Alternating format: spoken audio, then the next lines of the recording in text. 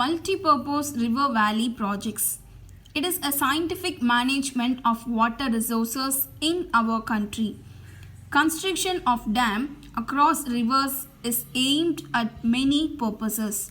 Hence, it is termed as multi-purpose river valley projects. The various purposes of a dam serves are irrigation, hydropower generation, water supply for drinking and industrial purpose, controlling floods, development of fisheries, navigation, etc. Generally, majority of multi-purpose projects are combination of irrigation and hydropower, which are the major aims of the projects. Multipurpose river valley ப்ராஜெக்ட்ஸ்னால் என்னென்னா water resources இருக்குல்ல அதை இது பண்ணுறதுக்கான ஒரு scientific management தான் இது. அதாவது டேம்லாம் கட்டுவாங்க. டேம் கட்டுறது எதுக்குன்னா நிறைய பர்பஸஸ்க்காக அந்த டேம் கட்டுறது. அதனால தான் அதை மல்டிபர்பஸ் ரிவர் வேலி அப்படின்னு சொல்கிறோம். அது என்னென்ன மாதிரியான பர்பஸ் அப்படின்னா இரிகேஷன் நீர்ப்பாசனம், ஹைட்ரோ பவர் ஜென்ரேஷன் தண்ணி குடிக்கிறதுக்கும் இண்டஸ்ட்ரியல் யூஸுக்கும், அப்புறம் வெள்ளப்பெருக்கு சமயத்தில் மீன்வளத்துறையோட டெவலப்மெண்ட்டுக்கு, கடல் வழி போக்குவரத்தோட வழிகாட்டுதல், நேவிகேஷன், ஸோ இந்த மாதிரியான பர்பஸஸ்க்கெலாம் அது யூஸ் ஆகுது. ஜென்ரலாக இந்த multipurpose project irrigation plus hydro power இந்த ரெண்டோட காம்பினேஷனாக தான் இருக்கும். நிறைய ப்ராஜெக்ட்ஸோட எய்ம் இந்த இரிகேஷன் ப்ளஸ் ஹைட்ரோ பவரோட காம்பினேஷனாக இருக்கும். Hello students, today we'll see the third part of Unit 3 Geography. Agriculture. Agriculture is the process of producing food for people, fodder for cattle, fiber and many other desired products by the cultivation of certain plants and the raising of domesticated animals, that is livestock. Determinants of agriculture. Agriculture in India is determined by a set of factors.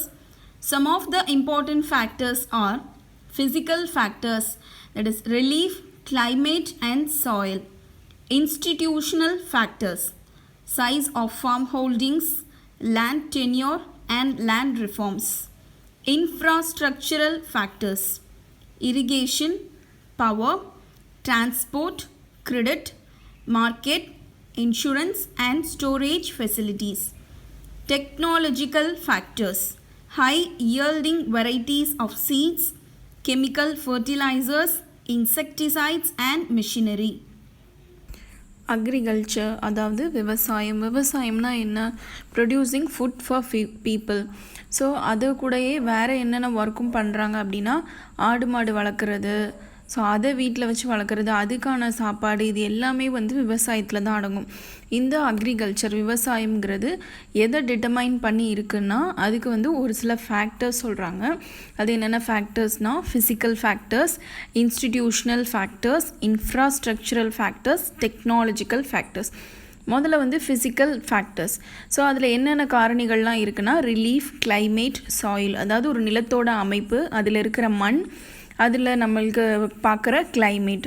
So இது எல்லாமே physical ஃபேக்டர்ஸை சாரும். Institutional factors, ஒரு நிலத்தோட அளவு எவ்வளவு, அதோட உரிமை, அந்த நிலத்தோட திருத்தங்கள், இது எல்லாமே institutional factors.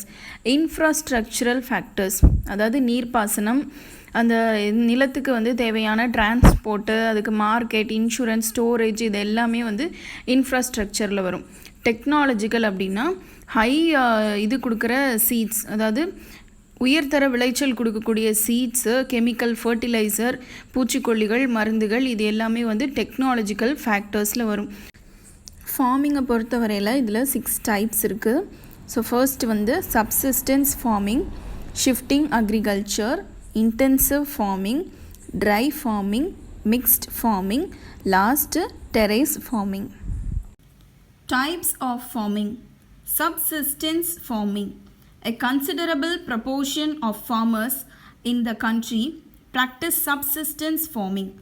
Farmers grow crops with the help of family members and consumes almost the entire farm produce with little surplus to sell in the market. Preference is given to food crops. In addition to the food crops, sugarcane, oilseeds, cotton, jute and tobacco are also cultivated. Traditional farming method results in low productivity. Subsistence farming அப்படின்னா நம்ம நாட்டை பொறுத்தவரையில் ஒரு சில farmers வந்து இதுதான் follow பண்ணுறாங்க. என்னென்னா அவங்க ஃபேமிலியோட ஹெல்ப்போட அவங்க வந்து விவசாயம் பண்ணுறாங்க. ஸோ அதில் கிடைக்கிற அவங்க விளைச்சலை மேக்ஸிமம் அவங்க யூஸ்க்கு தான் அவங்க யூஸ் பண்ணுறாங்க. அது போக இருக்கிறத தான் அவங்க வந்து மார்க்கெட்டில் செல் பண்ணுவாங்க. இதில் முக்கியத்துவத்தை பொறுத்தவரையில் ஃபுட் கிராப்ஸுக்கு தான் முக்கியத்துவம் கொடுக்குறாங்க.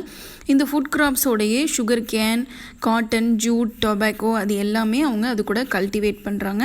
இதில் ட்ரெடிஷ்னல் ஃபார்மிங் மெத்தட் அப்படின்றதுனால அவங்களுக்கு லோ ப்ராடக்டிவிட்டி தான் கிடைக்கும், ஹை இயர்ஸ் கிடைக்காது, அதிகமான விளைச்சல் கிடைக்காது, குறைந்த அளவு தான் அவங்களுக்கு இதில் விளைச்சல் கிடைக்கும். Shifting agriculture. This type of agriculture is performed by tribal people in a piece of forest land.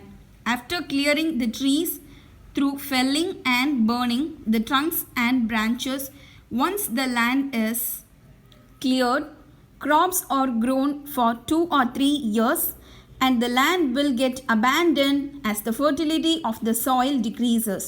The farmers then move to new areas and the process will be repeated. They cultivate some grains and vegetable crops using the manual labor. It is also called as slash and burn cultivation.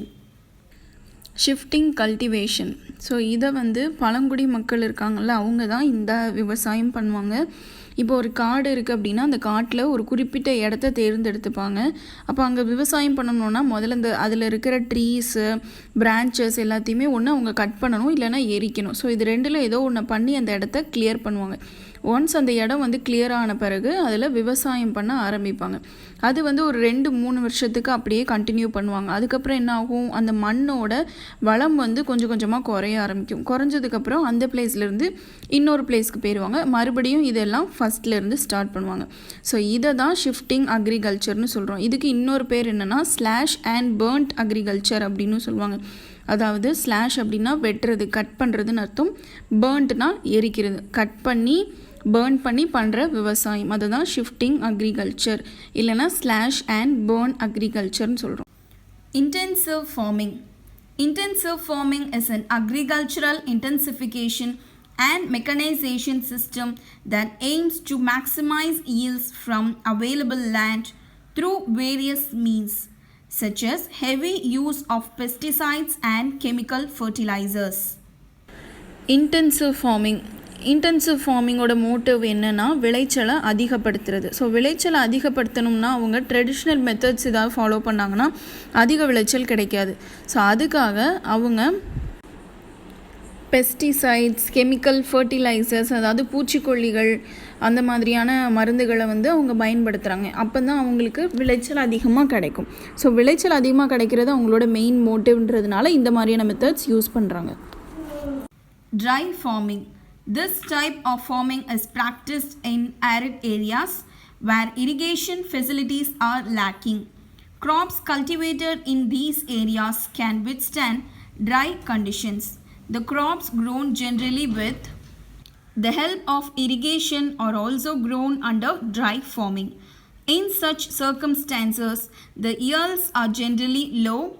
Most of the areas under dry cultivation entertain only one crop per year. Dry ஃபார்மிங்கிறது வறண்ட பகுதிகளில் பண்ணக்கூடிய ஒரு farming type. So இது பண்ணுற graphs வந்து வறண்ட பகுதிகளையும் தாங்கி நிற்கக்கூடிய தன்மை அதுக்கு இருக்கணும். இதில் இரிகேஷன் வச்சு தான் கிராப்ஸ் வந்து கல்டிவேட் பண்ணுறாங்க. ஸோ அவங்களுக்கு இயர்ஸ் வந்து விளைச்சல் வந்து ரொம்ப கொஞ்சமாக தான் இருக்கும். ஏன்னா வறண்ட பகுதிகள் இல்லையா, அதனால் கொஞ்சமாக இருக்கும். வருஷத்துக்கு ஒரு தடவை ஒரு கிராப் அப்படி தான் இதில் வந்து பயிரிட்டு தான் இதில் விளைச்சல் எடுப்பாங்க. Mixed farming is defined as a system of farm which includes crop production, raising livestock, poultry, fisheries, beekeeping, etc. to sustain and satisfy as many needs of the farmer as possible. Mixed ஃபார்மிங்னா இது வரைக்கும் பார்த்த farming type எல்லாமே வந்து graph production மட்டும்தான் பண்ணியிருப்பாங்க. ஆனால் இதில் தான் ஆடு மாடு வளர்க்குறது, கோழி வளர்க்குறது, பீ கீப்பிங், ஃபிஷரிஸ், இந்த மாதிரியான அது கூட சேர்ந்த எக்ஸ்ட்ரா வேலைகள் எல்லாமே வந்து மிக்ஸ்டு ஃபார்மிங்கில் தான் நடக்கும். அதனால தான் அதை மிக்ஸ்டு அப்படின்னு சொல்கிறோம். எதுக்காக இதெல்லாம் பண்ணுறாங்க அப்படின்னா அந்த ஃபார்மிங் அப்படின்றது ஃபார்மர்ஸோட முடிஞ்ச அளவுக்கு அவங்களோட தேவைகளை பூர்த்தி பண்ணுறதா இருக்கணுன்றதுக்காக தான் இந்த மிக்ஸ்டு ஃபார்மிங் பண்ணுறாங்க. Terrace farming. This type of cultivation is practiced especially in hilly areas where lands are of sloping nature. The hill and mountain slopes are cut to form terraces and the land is used in the same way as in permanent agriculture. Since the availability of flat land is limited, terraces are made to provide small patches of level land. Soil erosion is also checked due to terrace formation on hill slopes. Terrace ஃபார்மிங்கிறது மலைப்பகுதிகளில் பண்ணுவாங்க. ஏன்னா மலைகள் வந்து சரிவுகளை கொண்டிருக்கும் இல்லையா, அந்த சரிவுகளில் வந்து என்ன பண்ணுவாங்கன்னா அதை கட் பண்ணி அதை டெரேஸ் மாதிரி ஃபார்ம் பண்ணுவாங்க. டெரேஸ் மாதிரி ஃபார்ம் பண்ணிவிட்டு அங்கே பெர்மனெண்ட்டாக அவங்க அக்ரிகல்ச்சர் ப்ராசஸ் பண்ணுவாங்க. ஏன் அப்படி பண்ணுறாங்க அப்படின்னா அங்கே ஃப்ளாட் லேண்ட் வந்து அவ்வளோ தூரம் கிடையாது, சரிவுகள் தானே இருக்கும், மலைப்பகுதிகள்னால் மலைகள் தானே இருக்கும், அப்பவும் விவசாயம் பண்ணி ஆகணும் இல்லையா. ஸோ அதுக்காக அந்த சரிவுகளை வந்து அவங்க கொஞ்சம் கட் பண்ணி சரி பண்ணி அது ஒரு டெரேஸ் மாதிரி ஆக்கி அதில் விவசாயம் பண்ணுறாங்க. இதில் வந்து சாயில் எரோஷன், ஏன்னா மலைப்பகுதி சரிவு இல்லையா, அதனால சாயில் எரோஷன் மண் அரித்தல் ஏதாவது இருக்கான்றதையும் செக் பண்ணிப்பாங்க. செக் பண்ணி அங்கே இந்த மாதிரியான விவசாயம் நடக்கும். இந்த படத்தில் பார்க்குறீங்க இல்லையா, இதுதான் டெரேஸ் ஃபார்மிங்.